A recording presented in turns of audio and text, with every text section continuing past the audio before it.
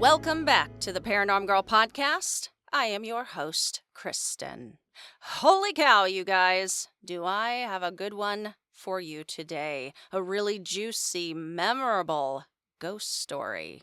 I stumbled across it, actually, during my investigation into the different ghost hunting equipment, cameras, and I haven't been able to stop thinking about it. Think that's a sign from the universe to share it with everyone and get it out of my own head. Today, we are doing a spotlight episode of the still relatively unknown story of the Glassell Park haunting, aka the Polaroid ghost, aka the Ghost Rider. Spotlight episodes are hyper-focused episodes we spend looking at just one story or occurrence that I feel are above and beyond in some ways.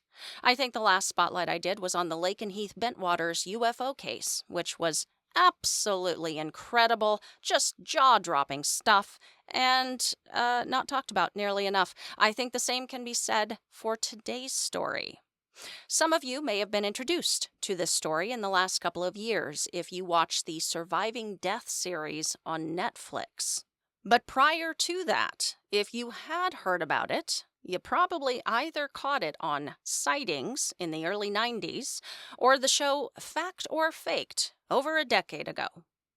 This is a story that is hard to believe at first, yet hard to deny by the time you are finished with it. We'll see how you guys are feeling on the other end. It comes with a lot of photo evidence, some of which my YouTube audience is going to get to see as we go through it, multiple witnesses, failed attempts to debunk, and the unwavering testimony of the two men at the center of it who experienced this haunting firsthand, who maintain that the phenomenon they began to document in the early 1990s was real and continues to this day. Now, before we begin, regarding that ghost hunting equipment episode, I asked during that show for folks' personal go-to tools while investigating, in return for a shout-out for you and your group, and I got a couple to share with you guys. Michael says a recorder, pen, paper, and camera work best for him. Same, Mike, same. I'm trying to keep it nice and simple over here, you know? Michael does not have a regular investigating group, but he does have a new paranormal podcast releasing in January. Look for Hangar 22 on all podcast platforms. The amazing recommendation for a DVR system to keep an eye on all y'all's cameras comes from Jason at Lost Souls Paranormal Detectives out of Knoxville, Tennessee. Jason, you already know it. You're such good people, man. I already mentioned Jason's suggestion during that episode, but it bears repeating. Think smarter, not harder. Damien, from the husband and wife team Soulmates Beyond the Veil, says other than his senses and feelings. His go-tos are the REM pod, due to so much prior intelligent interactions he's had with it, a voice recorder, because you are more likely going to capture audio over video evidence, and the spirit box. He thoroughly enjoys using this when conducting Estes sessions. Says the answers don't always make sense, but when they do, it's a holy fuck moment. I couldn't agree more, D-Boos. Thank you guys so much for your suggestions. Happy investigating! All right, I was also planning to do a quick recap of my Halloween investigation at St. Ignatius Hospital, but unfortunately, we have not completed our evidence review on our end just yet. Hoping to have that soon for you, though. So, let's get into this ghostwriting business. The first time John Huckert stepped foot inside John Matkowski's and soon to be his home, he felt something strange. Heavy, he says. He would ask Matkowski if his house was haunted. Matkowski would say, no, and then proceed to give examples of just how haunted it was. The roommate prior to Huckert had complained early on of an unsettling atmosphere and hearing things, strange things, like footsteps on the roof. Members of visiting family had also mentioned footsteps Huckert was logical about it at first. Imagined it was no more than critters making all that racket up there. His initial sense of a haunting would be confirmed after moving in, though. He would report feeling a presence. He'd feel what felt like a hand on his shoulder, only to turn to find no one there. There were moving shadows that quickly disappeared, and then there were the people he would see. An old man standing in their living room disappeared as soon as he turned to look. A woman in an old-looking dress walking by the street or on their porch. Thinking she was real, he would go to check. Once again, no one to be found. Even Matkowski, as well as he had learned to ignore the weirdness, would report in those early days a tingling on his arms, almost like a sunburn, and that's how he felt the presence.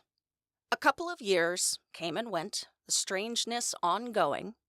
Then in 1991, Huckert would be gifted a Polaroid camera by his father for Christmas, a Spectra camera, which Polaroid no longer makes. Even had some film left in it, which is great, because film for this thing was really expensive, approximately $1 per picture. They came in sleeves of 10.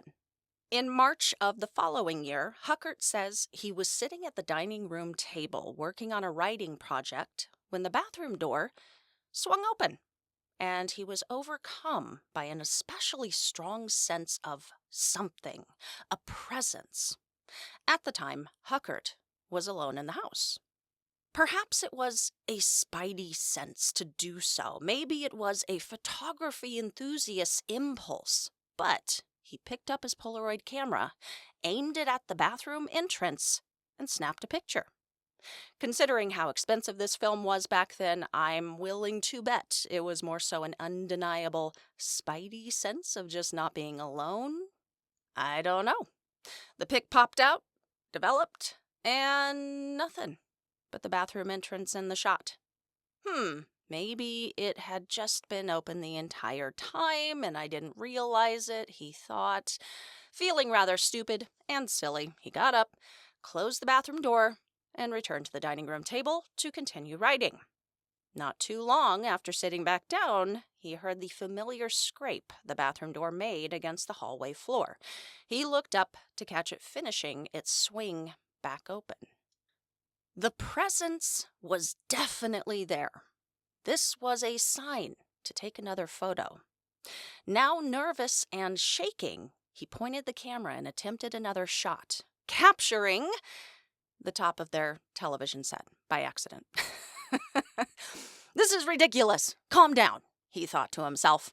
Steeling himself against the nerves, he leveled the camera at the entrance once more, snapped the photo, and captured the first ever photograph of their third roommate. Huckert says his first feelings when staring at the developed picture were ones of fear, but also maybe amusement.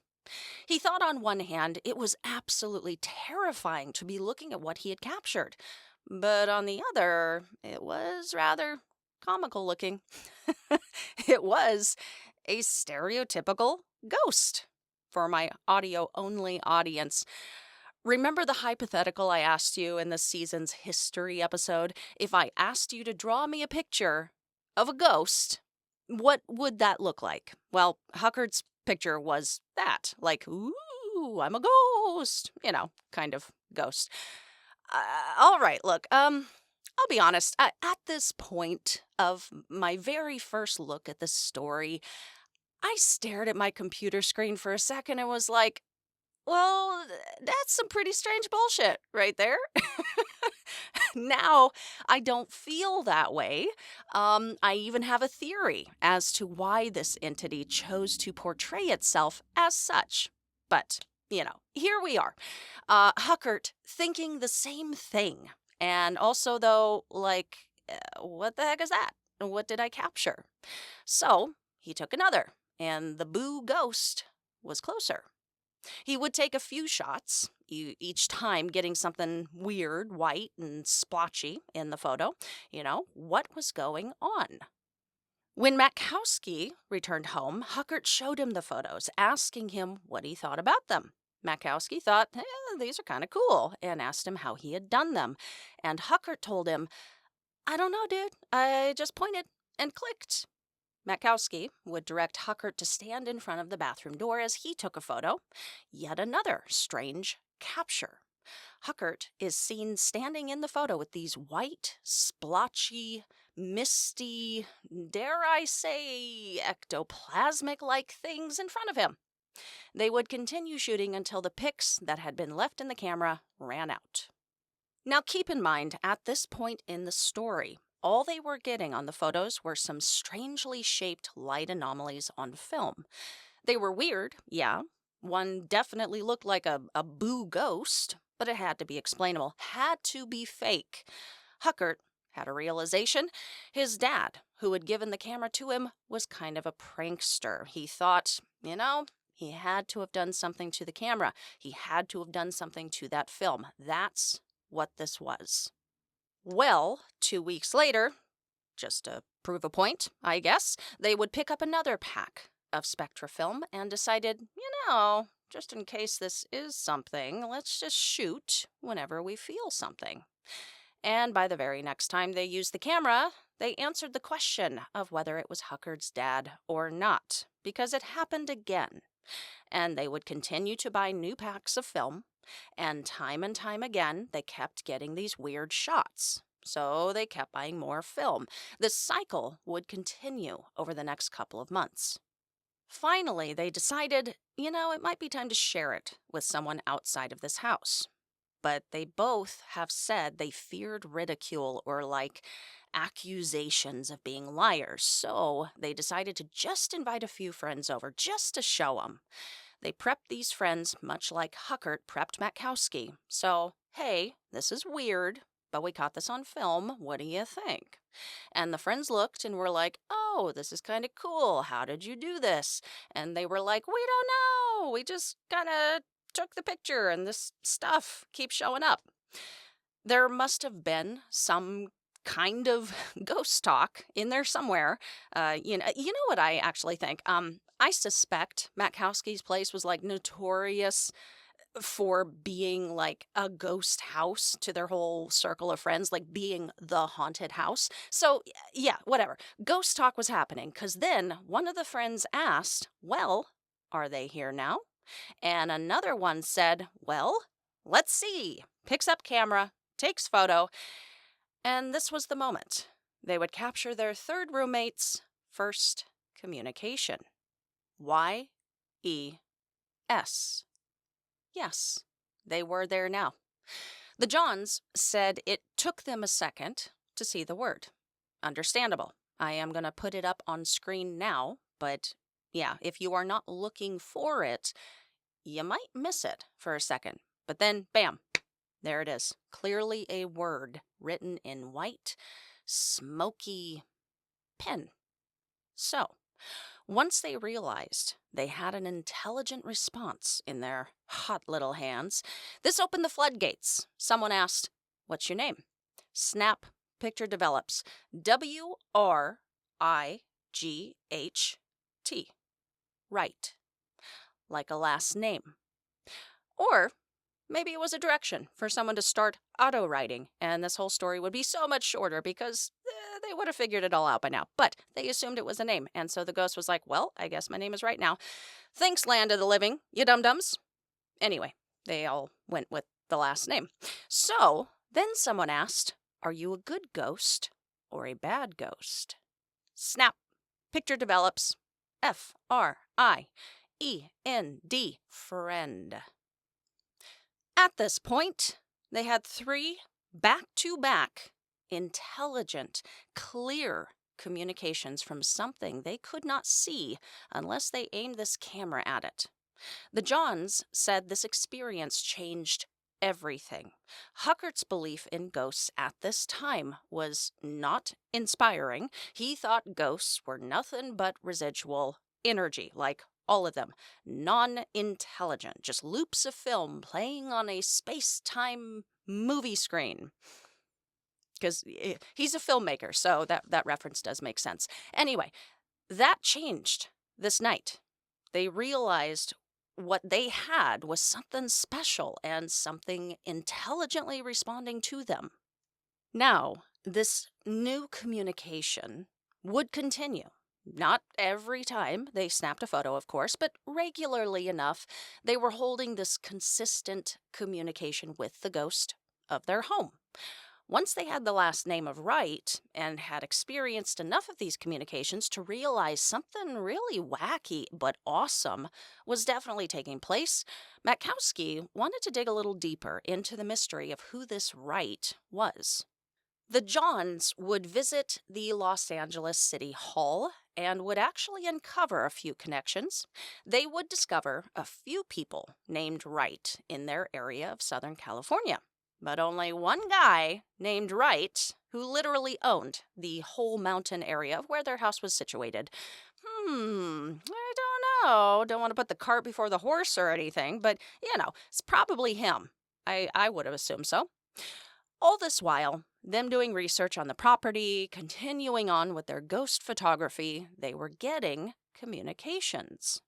And all the while, and this can be documented when you look at these pictures in chronological order, but Wright was clearly honing and refining his writing skills, each time producing something just a bit more clear, a bit more refined, a bit more poetic and philosophical. And while early communications took place in English, latter communications began appearing in Latin. That's pretty educated, pretty fancy. That says to me, maybe the ghost is a lawyer, maybe a doctor. I think they have to learn Latin as well, I believe, some. For full transparency's sake of this story, the Johns would either obtain or already did own a Latin dictionary. This fact does not deter me, and I'm hoping you will see why before the story is over. But yes, they did. As we see from video documentation of the case later on, they refer to it in order to translate what Wright is trying to communicate to them. They were writers in Hollywood. They had like a whole library of books in their house. I own 2 Italian dictionaries, dudes. Does that mean I know how to speak it? No.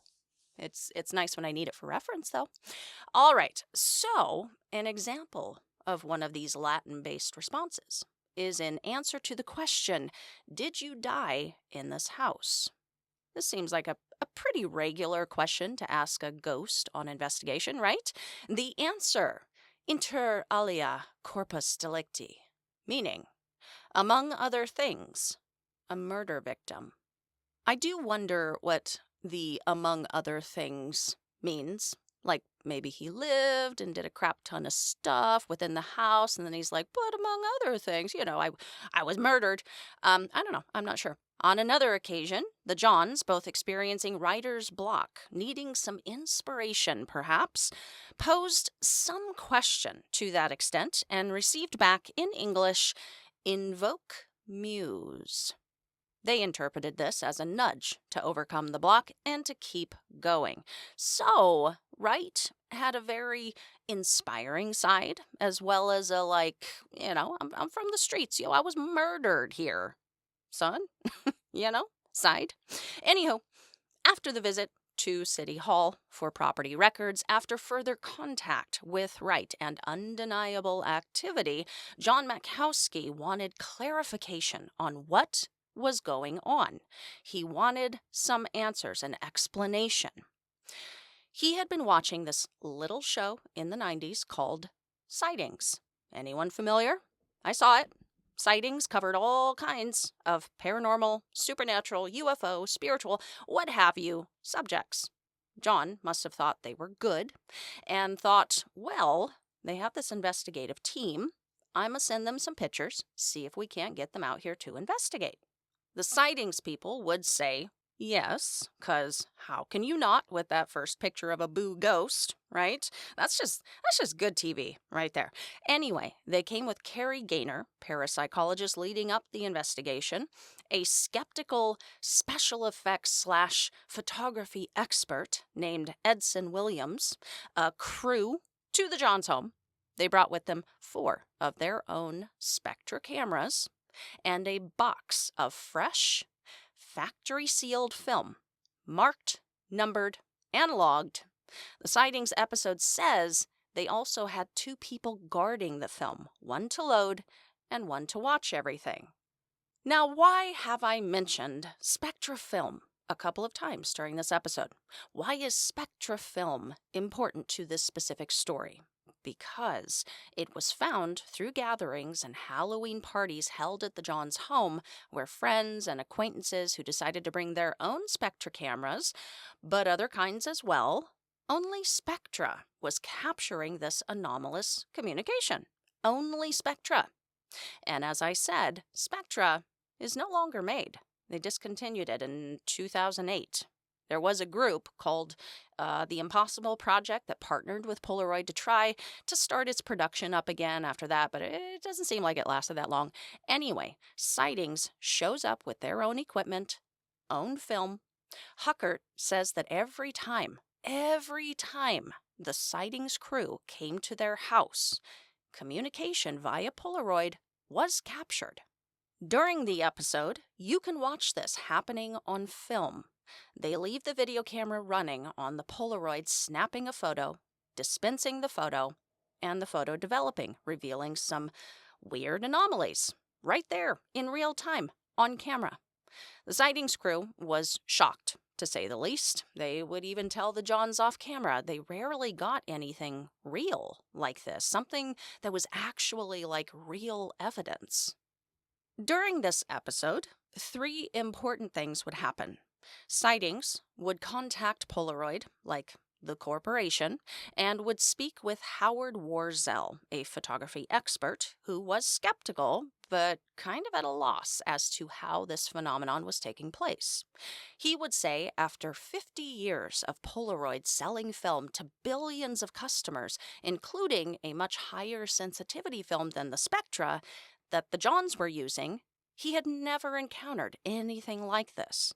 When he put forth that his skepticism would be eliminated if the film came from Polaroid in a sealed box without the seal having been broken, he was shown that non-cut video that Sightings had shot of the loading of a factory-sealed pack into the Johns camera, the shooting, the developing, and the revealing of the anomaly.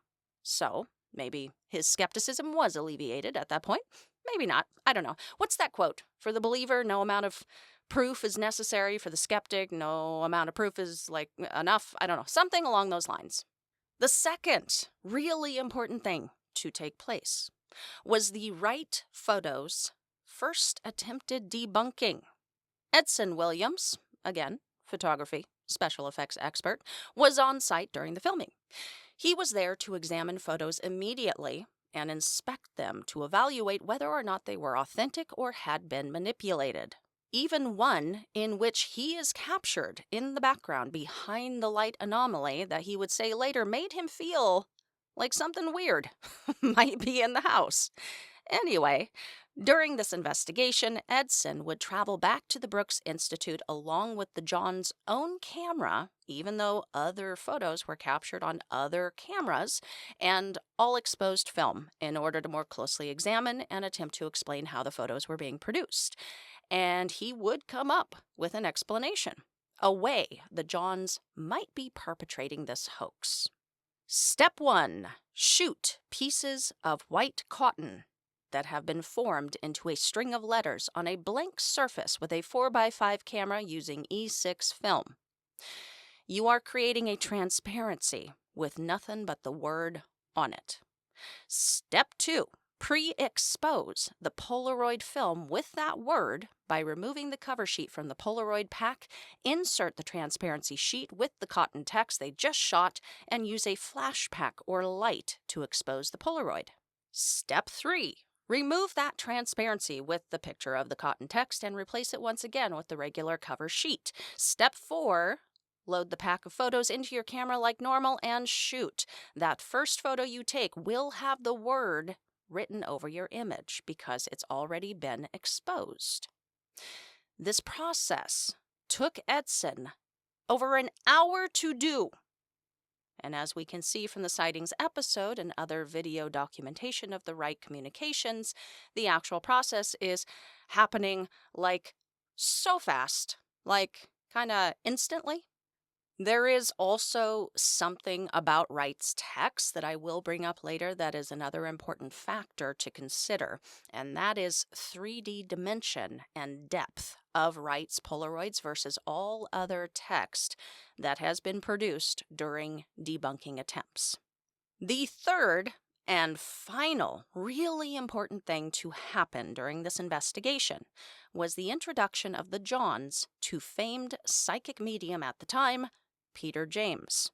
Peter and the Johns would end up becoming very good friends following this experience, and he would actually be the one to suggest to the Johns that they go public with their story. The three remained in contact with Peter until his death in 2007.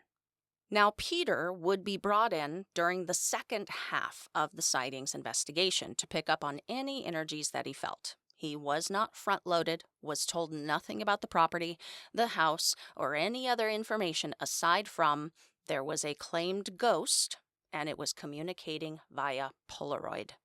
Now, while Peter was a famous psychic, was known for his readings and investigations at other well-known cases and properties, he was also known to have debunked a few. And Peter would say when he first approached this case, he was skeptical, thought there was fishery afoot. He said during the episode that in all his years delving into the paranormal, he just never had seen a ghost present itself in this way. But that all things are possible. And perhaps this was just something new that he had just never encountered before. So, skeptical, on the fence. This would not last long, however. Pretty quickly into his initial walkthrough of the house, Peter picked up on strong emotions. He talked about a vibration, feeling like he was vibrating. He could feel cold spots, picked up on a presence, a few presences, actually. He would stop in one specific spot in front of the bathroom door entrance and say, "I feel a very strong vibration. Something is definitely coming up from the floor. I get a tingling sensation. It's also very cold here. My legs are trembling. It feels like something is coming from below and it's going through my entire body." He would describe it feeling like he was standing on a foot massager and the feeling of energy coursing upwards through him to the ceiling. Matkowski would snap off a couple pics of Peter at this point, and lo and behold, strange ectoplasmic images appeared to surround him while standing over this spot that Peter would term the spiritual vortex. He believed that was where all of the spirits were entering and exiting. During this walkthrough, Peter would also mention several names he was picking up: Gilbert, John, Stephen, Robert, Ramon, Evelyn, Amelia. The Johns were dumbstruck because Peter had just named 3 people that they had jotted down as prevalent names during the property's history that they had discovered during their trip to City Hall. They had not told anyone, let alone Peter, any of this prior to his walkthrough. Gilbert, Robert, and Amelia were all direct hits. I can understand Robert as maybe a lucky guess, but Gilbert and Amelia? Pretty unique names, right? Peter would say, while these 3 names were those of spirits more regularly there, none of them were those of the ghost rider.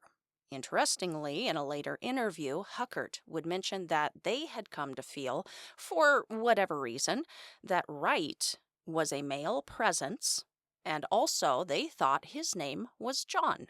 Perhaps that is the first name of the Wright who they discovered owned the land. If so, that would mean Peter actually hit on 4 names without realizing it. On that note, though, another possible name had surfaced for Wright. A mother and daughter who were visiting at one point noticed in the Wright photo that says his name, something had been overlooked: the appearance of lettering just above where Wright is written. They thought it looked like Jake, maybe? I don't know. Could be. I see something there. I'm just not sure what that is. Now, like I said before, Peter and the Johns would actually become friends following this episode, and Peter would visit the house numerous times, always picking up on something. He would say there was a small handful of spirits who were there on the property most of the time, and a bunch who were in and out through the vortex.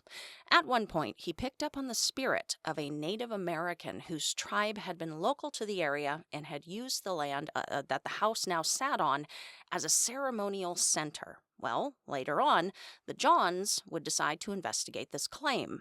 They began to dig small test holes on the property and would discover shards of pottery that appeared to be Native American in origin.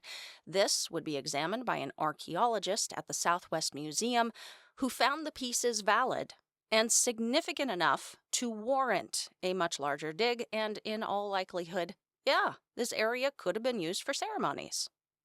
Another spirit he described was that of a man who had been murdered, and that could be who was buried under the house, right where the vortex was located. Peter would throw out a few things about this impression of a body and a murder a couple of times. At a Halloween party later that year, he would say, "Robert tells me he knows who is buried." So it's a little unclear to me who is actually under there or who is believed to be under there, but with all of the confirmation that the Johns received from Peter's readings, they felt certain there was indeed someone's grave beneath their feet. The reality of digging for it was just never possible. It would require moving the house, so that would never come to be. Though, when the team at the show Fact or Faked would come to investigate, they sent a couple of guys down there into the crawl space. They would discover bones there on the surface, which should tell you, right away, yeah, that's probably not what Peter is talking about. And it wasn't. It was like cow and chicken bones, I believe. If someone had been murdered and then buried to hide the body, that's not just going to be sitting on the surface like, hey, it's going to be deep, maybe in a rug. If you know, you know. The Johns need to get some sniffer dogs, is what I'm saying. And then make a TikTok about it. Ruggate 2.0. So, no body to date, no digging in the foreseeable future, but the Johns still have no doubt that someone is down there. One more of Peter's impressions that I would like to talk about is regarding the spirit of Amelia. He seemed especially focused on her and would say that she was the strongest spirit on the property. He would describe her as the longest lasting, longest existing spirit to reside there. She had the ability to wander pretty much anywhere, wasn't confined to a single spot. She was incredibly sad, and he could sense her sobbing. She only hung around because she was waiting for her husband to return. She was heartbroken that he hadn't.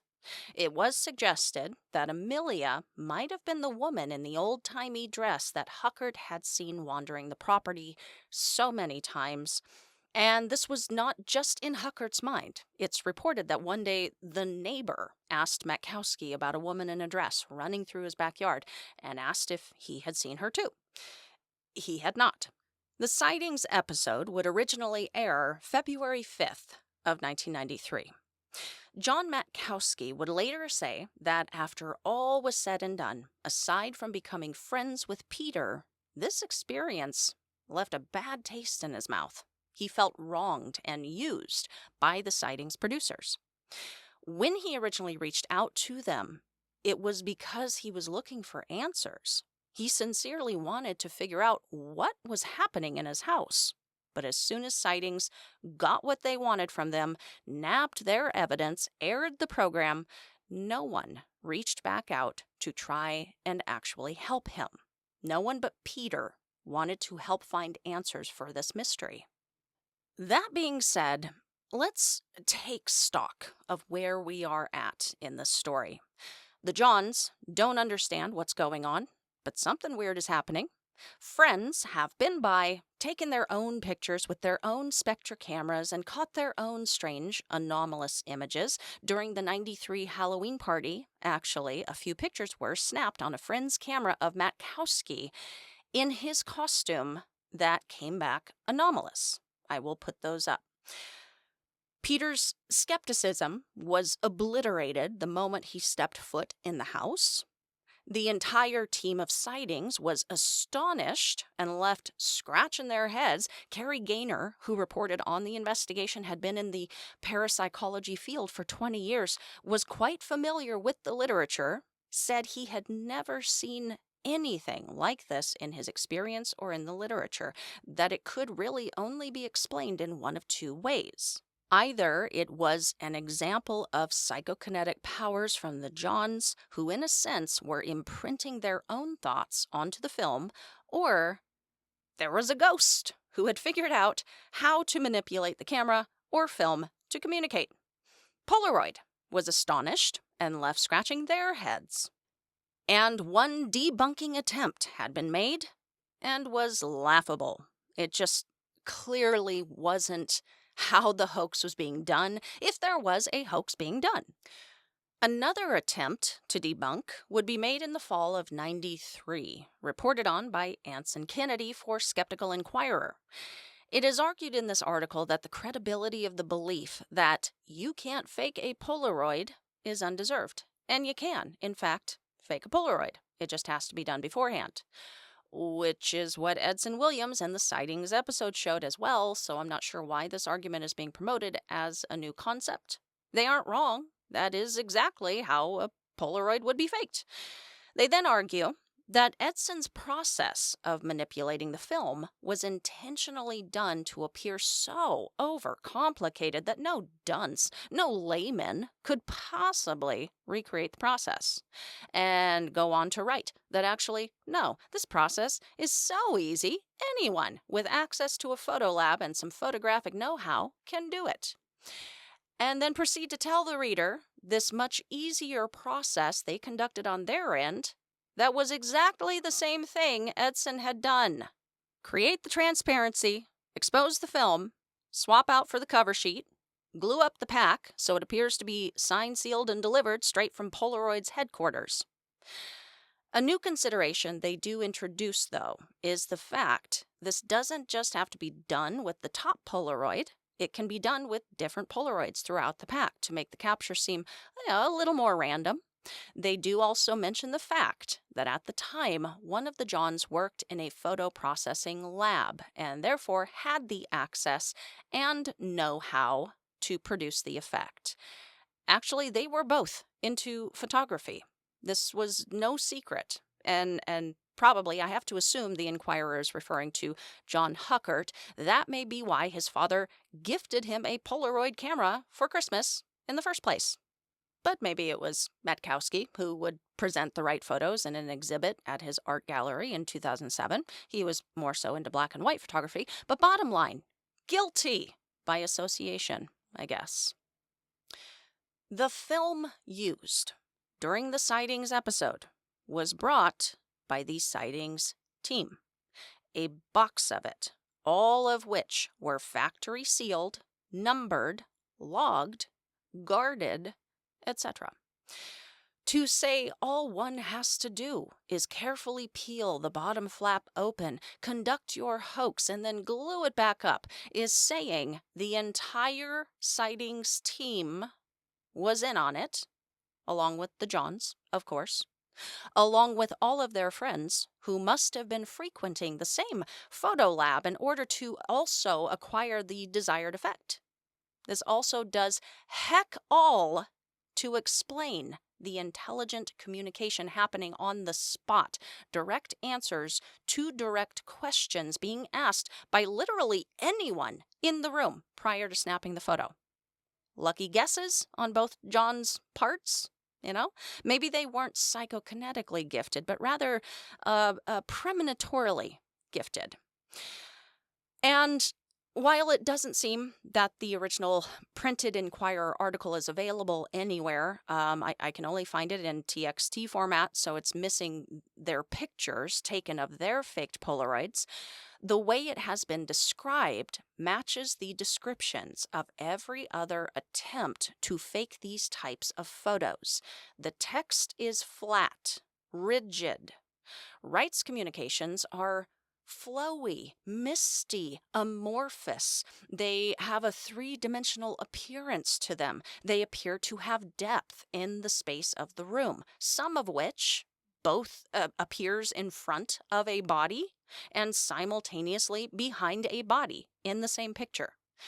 This article does introduce a lot of important considerations to this story, but I mean, come on, don't claim a debunking, say case closed, cut and dried, when it's just not. It's just not. The team at Faked or Fact, who went to investigate and would claim at the end of it that they too could not explain, attempted their own faked photos. Same text depth problem, same time problem. It took forever to create the effect. Another known attempt at debunking took place with Michael Weber, one of the best close-up magicians in the world at the time. From a ghosttheory.com article dated April 1st, 2008, after the sightings investigation, Michael claimed that he could duplicate the ghostwriting phenomenon.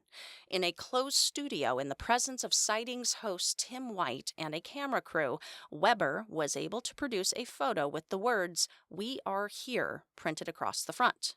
However, Weber was quick to point out that his ability to duplicate the ghostwriting did not disprove that it could have been caused by supernatural forces. It only proved that the same phenomenon could be reproduced under similar conditions. Very true. No one's arguing that they can't. But descriptions of his faked photos have the same too rigid, no depth issues. No one to date has been able to produce the same dimensional effect seen in the Wright photographs. The article continues. Weber reviewed the videotapes shot inside the house and said he did not notice any of the trademark movements called tells that would have indicated that either Matkowski or Huckert was a professional magician. And I assume he's referring to sleight of hand tells in regards to either of the Johns quickly sneaking in their manipulated photo packs with the packs brought by the sightings crew. Javier at ghosttheory.com would actually follow up with John Matkowski again in 2009. It's a really great conversation, a great look into Matkowski, puts him in just like a real authentic light, I thought. He would tell Javier some new information about these years that I hadn't seen noted on any other sources. Since we're still on the skeptic argument of today's show, I will share with you something he had to say about that just really chaps my cheeks, dudes. Just chaps them real good. Keep in mind, all of these skeptics and debunkers would come out of the woodwork to immediately claim hoaxery, fakery, write up their articles, tout their technical knowledge of how it was all actually faked, etc., etc. John said none of them, save Joe Nickel, reached out to him to ask to come investigate in person. Do y'all believe that? That, my friends, is not ethical skepticism. John's quoted as saying, "I would have loved if any one of those skeptics would have come in and did their investigation." But they didn't. As for Joe Nickel, John said he only reached out to come investigate after the Skeptical Inquirer article was published, after they had already told the world that Matkowski and Huckert were hoaxers, when they hadn't even been there, seen it for themselves. So at that point, Matkowski said, no. I mean, do you blame him? I certainly don't.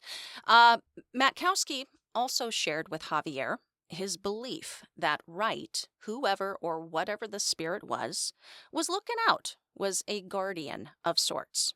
Not only had Wright communicated via Polaroid that he was there for him and Huckert when asked, "Why are you here?" he responded, "I am here for you." When asked, "Are you here for us or the house?" the response, "Genius loci," appeared. Latin for pervading or guardian spirit of a man or place. Wright implied in other photos numerous times, in one way or another, that he was there to inspire them and to watch over them. And based on some observations by Matkowski, I don't doubt it.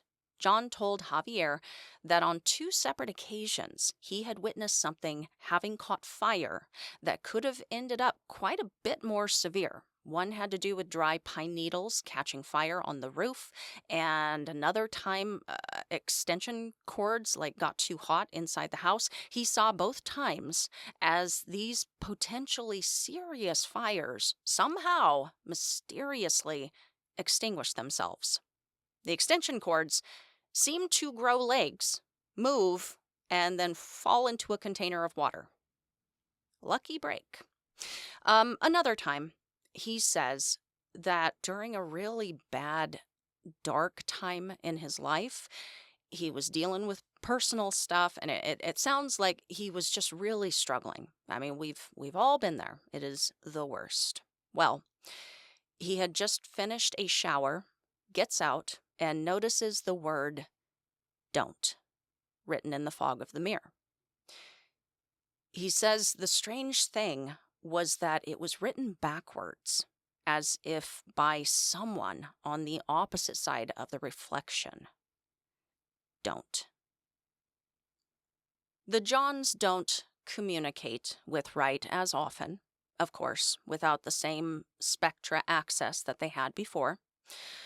One source I found said that Matkowski claimed that some communications have been established via digital formats. I have not seen any evidence of that, and most other sources say no, the literal writing communication ended with the demise of Spectra. I don't know if it was attempted again with the Impossible Project's launch. But again, I haven't a clue if their chemistry for the film was even, the same, or if it was different, or what made the original Spectra special in the story. Whatever the case, they say they know he's still around. They said that after years of living with Wright, the two have become far more philosophical about things. He has helped them carry on when they had writer's block, felt burnt out, felt like quitting. I spent my life in the arts and 10 years in Hollywood. I get it. Totally understand the need for that push. I would have loved to have had a Wright in my life. He has told them some really interesting things about himself, things we might ponder as far as being a ghost is concerned. When they asked where he goes when he's not there, he answered, flux. Neither here nor there. Just flux. Interesting. When they ask, who are you really? Tell me in words I can understand. His response? God's light. A really interesting one, not sure what I think about it, but when they asked him what the most difficult thing was for him to do, he said, time travel. It's time travel time, baby! Shout out to my Black Cat Report boys. Everyone, go catch their 3-part episodes on Kyuchi, Tsuruhiko Kyuchi. It was bomb. Trust. So good. Joe Augustine, a friend of Huckert and Matkowski, had spent a lot of time at the house, taking notes, getting copies of the photos, and he would go on to write a book about this case and story.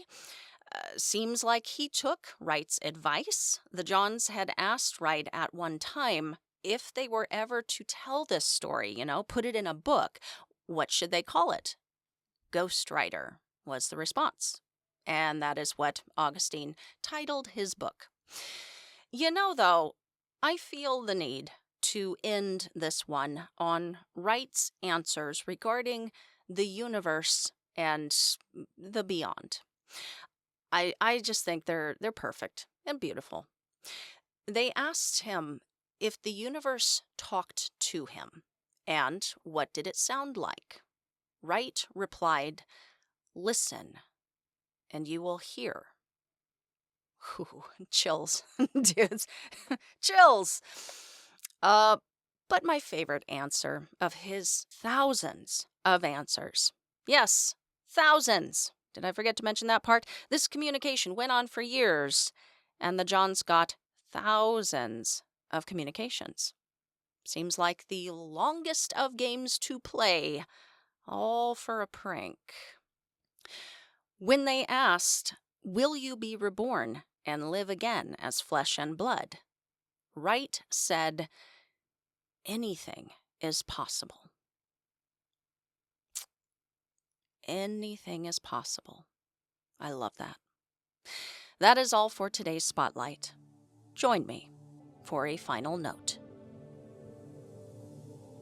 I know a lot of folks are gonna come back to this whole thing being a fabrication, and that's fine. I mean, yeah, have you seen the original photo? I'll throw it back up on screen. It looks nuts. There's no denying it does.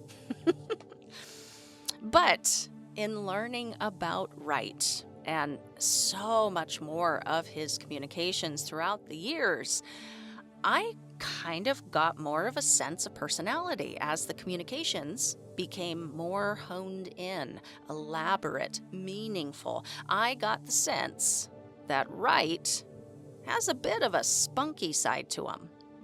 Some of the answers over the years have been quite pointed. Some have been quite dark. A lot have been brutally honest, I personally think, to the point of being funny. There is a sincerity to Wright, but also a little bit of a sense of humor. I believe if Wright is a real, separate, intelligent entity, not a result of psychokinesis, not a result of one of the most elaborate hoaxes that this would have to be, I think he portrayed himself that way on purpose. He either needed there to be no confusion as to what Huckert had just captured on film, or he just thought it was funny. I'm kind of keen on the second option.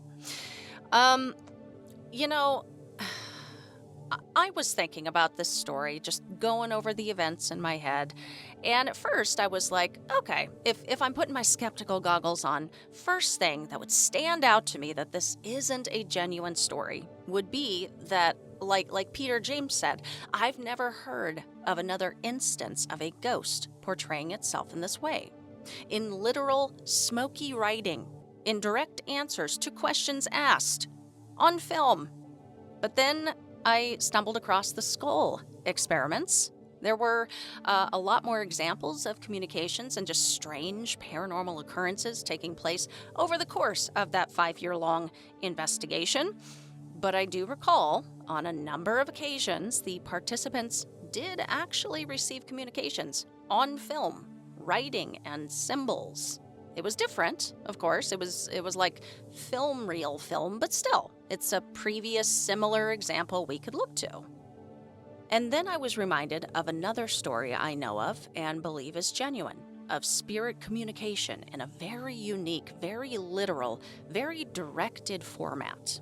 And I've never heard of another story of spirit communication quite like it. My recent guest, Brandy Anderson, and her family began receiving communication from her deceased grandmother via words being typed into the search bar of their smart TV. Started years ago, still ongoing today. This communication started out with a lot of questions on their end, too. It began pretty basic, with just a word or two being typed in. It took time, Brandy learned, for her grandmother to get the hang of it, so to speak, to figure it out. Wright began as a boo ghost and evolved into deep sentiments. It took time for her to get enough energy to be able to put forth whole sentences at a time. Wright started with messy, scrawled English and evolved to fuller thoughts, sometimes in Latin. It took time for Brandy's grandmother to communicate hard-to-understand concepts of the other side, reincarnation, God, angels, dying, but she did. her communications and descriptions developed and evolved, became more sophisticated over the years, much like Wright. It's a different mode of communication, but a lot of aspects remain the same. I see a pattern. So, in my mind, Wright's story doesn't stand alone, after all. And being someone who believes I have personally experienced very direct, unique communication with a deceased family member that is also very unique to me, I imagine this might be the case for others across the board. Isn't all spirit communication super unique? Or do we all turn on the radio hoping for Sweet Caroline? Do we all find a blue feather and it means something? No. We all would have different experiences because the spirit putting forth the communication is doing so in the most direct and impactful way they possibly can, in ways they are able to, but more importantly, ways in which hopefully we will actually take notice. Thank you guys for catching this one. Please follow the show on social and YouTube at Paranorm Girl Pod. If you enjoyed this one, please leave a rating and review wherever you listen. This helps me to grow the show by reaching brand new eyes and ears. Thank you so much to everyone who has done so. If you would like to show support in another really important way, recommend it to a friend you think would enjoy it as much as you do. I always check out shows recommended to me by my pals. I've found some of my own personal favorites in this way. That is a wrap for today. I hope you guys have a fabulous rest of your week. Until next time, stay safe, keep the nightlight on, and sleep with one eye open.